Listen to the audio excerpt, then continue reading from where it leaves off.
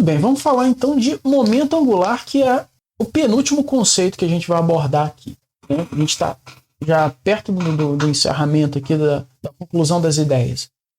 E o que é o momento angular? Muito bem, o momento angular é o seguinte, imagina que eu tenho um ponto qualquer, tá? Essa imagem aqui, do jeito que ela está aqui, talvez não dê uma noção muito boa.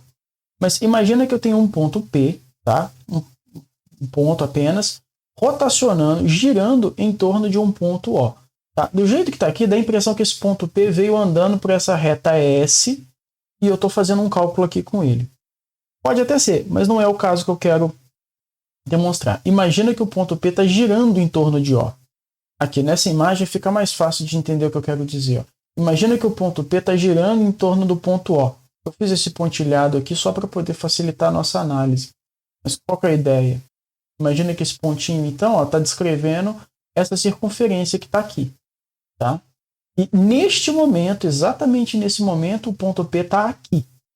Ele está nessa posição aqui. Por que ele está marcando o M vezes V para cá, em cima de uma reta S, um valor D? O que está acontecendo aqui? Bom, existe uma grandeza angular que a gente pode medir nesse caso, que a gente chama de momento angular. Tá? E quem que é esse momento angular? O momento angular, em primeiro lugar, é uma grandeza vetorial. Então já deu para perceber que tem vetor para tudo quanto é lado aqui nesse caso. Tá? E o módulo desse vetor, a gente representa o momento angular pela letra L. Tá? O módulo desse vetor vai ser a multiplicação do produto massa vezes velocidade multiplicado pela distância d. Agora, olha para esse cara aqui. Tá? E aí são duas coisas que eu quero te relembrar. Primeira coisa é o seguinte. Vou começar, acho que esse que é mais recente. Por que eu estou multiplicando por esse D? Porque olha quem é esse D aqui. Ó. É o cara que funciona como se fosse o braço de alavanca dele. Lembra quando eu mostrei o exemplo do cano, da força P e do cano? Eu calculei o D montando um triângulo retângulo? Pois bem, é o que está acontecendo aqui. Quem que é o braço de alavanca nesse caso? Ele prolongou a reta aqui, ó, de atuação da velocidade, que no final das contas, direção e massa é massa, massa é escalar. Massa não tem direção nem sentido. Quem tem direção e sentido é a velocidade. Tá? Então ele prolongou essa direção aqui, ó, da velocidade, e o ponto de interesse dele é esse D aqui, ó, é esse braço de alavanca. Por quê? Porque forma 90 graus. É uma ideia análoga à ideia do torque. Tá? Então, M vezes V, quando você pega o braço de alavanca dele, ó, tá vendo aqui, ó, dá um ponto D. É claro que se ele escolhesse um desenho um pouquinho mais bonito, você ia ver que esse D aqui iria coincidir com o raio da circunferência. Tá? Mas é só para tentar te mostrar isso, que esse D, numa situação mais geral, não é necessariamente o raio de uma circunferência, mas o que a gente está chamando aqui de braço de alavanca.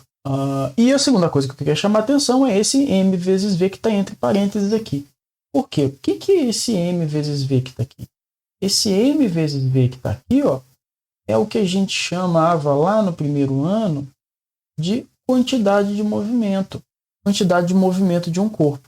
Lembra do princípio de conservação da quantidade de movimento? Pessoalmente, eu não gosto de chamar isso dessa forma. Eu gosto de chamar de momento linear. Mas tudo bem. Lembra do exercício da colisão? Imagina aquela situação. Você tem um monte de bolinha, né? Você tem um monte de pêndulo. Não precisa ser um monte, não. Pode ser duas bolinhas, né? Dois pêndulos, duas bolinhas em repouso. Você puxa uma para o lado, solta, ela bate e as duas bolinhas vão colidindo, transferindo velocidade de uma para outra, né? Aquele tipo de problema, colisão de bolinhas e tudo mais, a gente resolvia com conservação de momento linear. E o que é o momento linear ou quantidade de movimento? É o produto da massa pela velocidade. Tá? Então, veja, o que eu tenho aqui agora, então, nesse caso? Eu tenho uma grandeza vetorial que está me relacionando o momento linear desse cara, ou seja, tem a ver com a massa, mas tem a ver com a velocidade que ele possui, também em relação a um ponto de rotação. Por isso eu chamo isso aqui de momento angular, não mais momento linear, então isso aqui eu chamo de momento angular. Depois nós vamos destrinchar um pouquinho melhor essa conta aqui. Tá? Então, o módulo dele é massa vezes velocidade vezes o braço de alavanca, tá?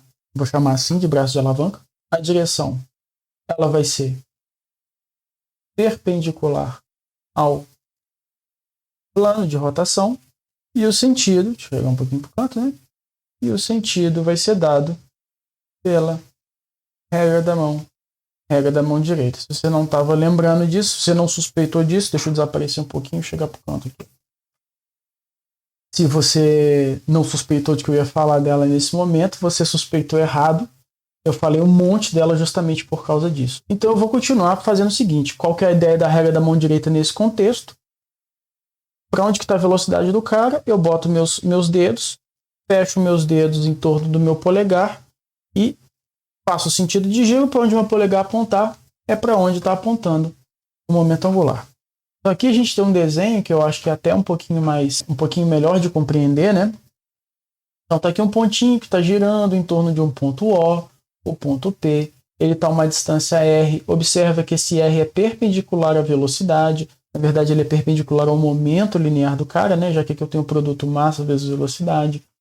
O giro está acontecendo num plano alfa. E a linha S, ó, a reta S suporte aqui, ó, é a reta de ação da velocidade do cara naquele determinado ponto. Tá?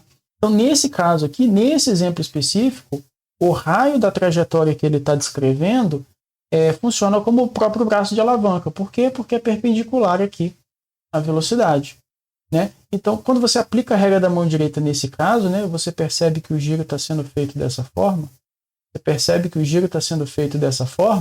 Quando você faz a regra da mão direita, você consegue perceber que vai estar o momento angular apontando exatamente para cima. Uma coisa que eu não falei, né? Duas coisas que eu não falei. Vou até retornar aqui. O torque, a unidade do torque, vou até colocar aqui, ó. A unidade é Newton vezes metro, tá? A unidade do torque é Newton vezes metro. Tá? Já que eu tenho força multiplicado por um braço de alavanca aí, tá? A unidade no SI é Newton vezes metro. E a unidade de momento angular, que é esse carinha que nós estamos trabalhando aqui, ó. A unidade dele vai ser quilograma metro ao quadrado por segundo. Só para deixar claro aqui. Tá? Mas aí eu quero fazer uma continha aqui, eu quero destrinchar essa conta.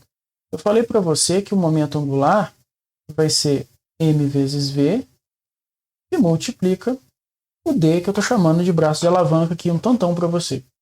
Tá? Então, o que eu sei nesse caso? Eu sei que o d é igual ao raio, tá? O raio da trajetória, que esse Rzinho que está aqui, e eu sei que a velocidade linear é ômega vezes r, daquela relação entre as grandezas lineares e as grandezas angulares. Eu vou substituir esses dois caras aqui. Então, meu L vai ficar massa que multiplica ômega r vezes r, e aqui eu tenho massa que multiplica ômega r ao quadrado, e aí eu posso rearranjar esses termos da seguinte forma: L é mr ao quadrado vezes ômega. Porém, se você se recorda, esse mr ao quadrado aqui, ó, já apareceu lá atrás para a gente. A primeira coisa que a gente viu. Esse cara é o momento de inércia. Então, o momento angular aqui vai ser momento de inércia vezes ômega. Essa é a relação interessante da gente observar aqui. Tá? Então, essa relação é extremamente interessante da gente observar. Por que isso? Porque a gente começa a conseguir fazer paralelos aqui comparativos. Como tudo que eu já comentei lá no início, a gente consegue fazer paralelo entre movimento de translação e movimento de rotação.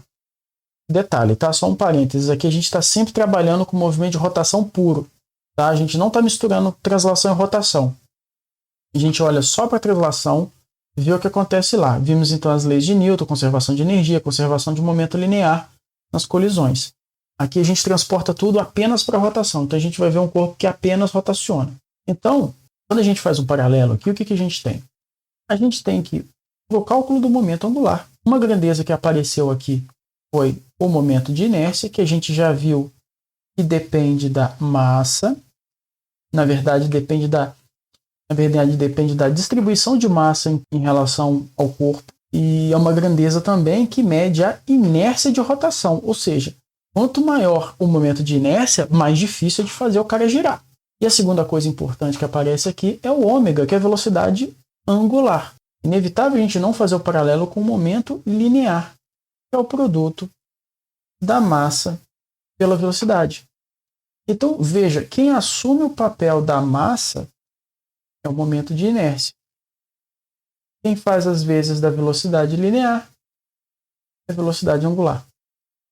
Então, perceba que a relação matemática é a mesma. Eu tenho o produto de alguma coisa que depende da inércia, ou que diz informação sobre a inércia, por alguma coisa que me dá rapidez. Quando é linear, é massa vezes velocidade mesmo, não muda nada. Quando é angular, é momento de inércia vezes velocidade angular.